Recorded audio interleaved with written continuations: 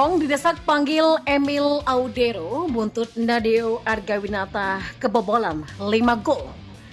Di informasi bola yang lainnya, inilah prediksi line up Timnas Indonesia versus Filipina pada kualifikasi Piala Dunia 2026 saatnya menyerang total. Simak selengkapnya di sini bersama saya untuk Anda. Di informasi yang pertama.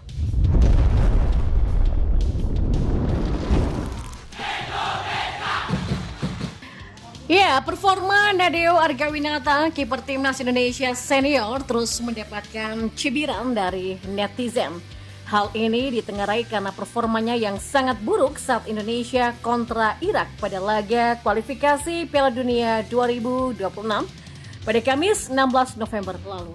Saat itu Timnas Indonesia harus menelan pil pahit karena dihajar habis-habisan oleh Irak dengan skor telak 1-5.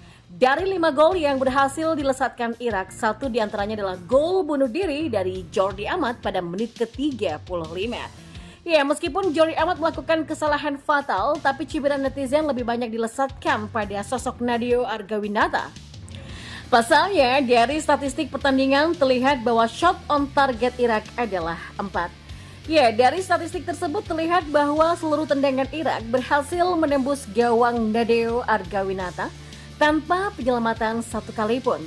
Performa Nadeo yang sangat mengecewakan inilah yang membuat warganet ramai-ramai mendesak Sinteyong untuk menaturalisasi pemain keturunan dengan posisi kiper. Permintaan netizen ini pun disebutkan bukan tanpa alasan. Diketahui salah satu penjaga gawang Inter Milan yang punya harga pasaran 104 miliar rupiah, Emilio Audero Mulyadi, punya darah keturunan Indonesia.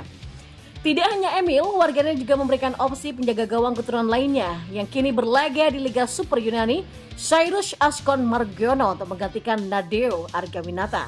Awalnya saya mengira kiper lokal punya kualitas ya. Setelah melihat game tadi malam, ya sepertinya kita butuh kiper seperti Cyrus dan juga Emil.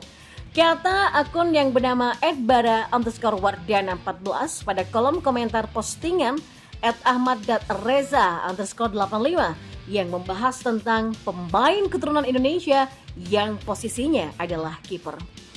Ya, diketahui proses naturalisasi Emil mungkin adalah hal yang sulit untuk dilakukan, tapi kabar bahagianya warganet membocorkan bahwa proses naturalisasi Cyrus Margono sudah berlangsung. Emil Audero memang tetap posisi teratas, dan untuk realitis sekarang Cyrus Margono yang prosesnya hampir selesai, ya layak untuk dicoba. Sinteyong secara dia punya paket lengkap, seorang kiper modern apalagi masih muda, jadi masih bisa dibentuk dan diarahkan dengan baik, kata akun yang bernama @areyangga. Ya, warganet tersebut juga mengungkapkan bahwa proses naturalisasi Cyrus direncanakan selesai sebelum helatan Piala Asia mendatang.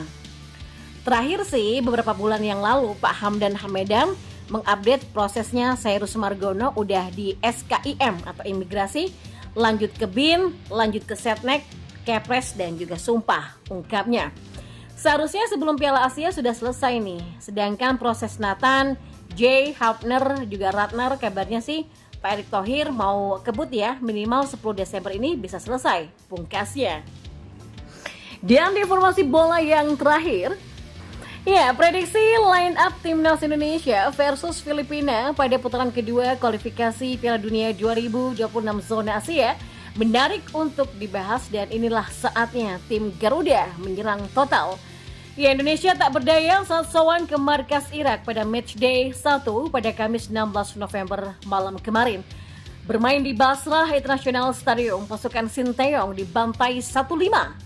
Selanjutnya Indonesia akan sowan ke Rizal Memorial Stadium Manila, markas Filipina pada Selasa 21 November pada pukul 6 petang. Ya.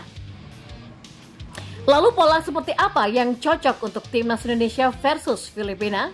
Dan inilah prediksi line up Timnas Indonesia versus Filipina. Setelah main defensif dengan pola 5-3-2 kontra Irak, Timnas Indonesia harus bermain menyerang total di kandang Filipina. Secara ranking, Filipina berada di peringkat 138 dunia, masih di atas Indonesia, di mana Indonesia saat ini berada di angka 145. Tapi secara head to head, dari 25 pertemuan, tim Garuda mampu menang 20 kali, seri 4 dan hanya sekali kalah. Pelatih Timnas Indonesia Sinteyong Bisa memainkan pola menyerang 4-4-2 dan skema ini diharapkan bisa membawa tim Garuda untuk tampil agresif. Nah, di bawah Mister, Sinteyong bisa merotasi skuad. Setelah Nadeo Argawinata kebobolan 5 kali kontra Irak, sang arsitek bisa memberikan kepercayaan kepada Hernando Ari. Kiper muda Persebaya ini pun juga punya refleks yang bagus yang bisa diandalkan.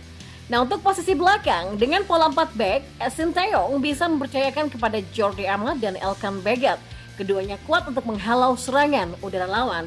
Kemudian di back sayap, Asnawi Mangko Alam tetap bisa dipercaya untuk di kanan, sementara di kiri Shaini Patinama yang mencetak gol ke gawang Irak bisa kembali diturunkan. Ya, untuk posisi tengah, di posisi penyeimbang, Mark Locke menjadi pilihan tepat. Dia punya visi permainan yang baik dan sangat baik menjadi jangkar untuk menghubungkan lini pertahanan dan serangan. Klok bisa bertandem dengan Ricky Kambuaya sebagai box-to-box midfielder. Keduanya diharapkan bisa kuat menjadi tameng serangan lawan di tengah sekaligus piawai mengatur ritme permainan. Dan di sayap, Sadi Ramdhani bisa diandalkan di kanan. Aksi ciamiknya bersama Sabah FC yang semoga bisa diperlihatkannya bersama timnas Indonesia. Di sayap kiri, Witan Sulaiman bisa menjadi pilihan. Performanya yang sedang meningkat di beberapa laga terkini Persija Jakarta menjadi alasan. Untuk di posisi depan, Dimas Derajat kabarnya masih cedera usai menghadapi Irak. Sebagai ganti, Sinteyong bisa menunjuk Ramadan Sananta sebagai target man. Bomber Persis Solo ini bisa diduetkan dengan Rafael Struijk. Pergerakan agresif striker keturunan Belanda Indonesia tersebut cocok dengan kekuatan Sananta di kotak penalti.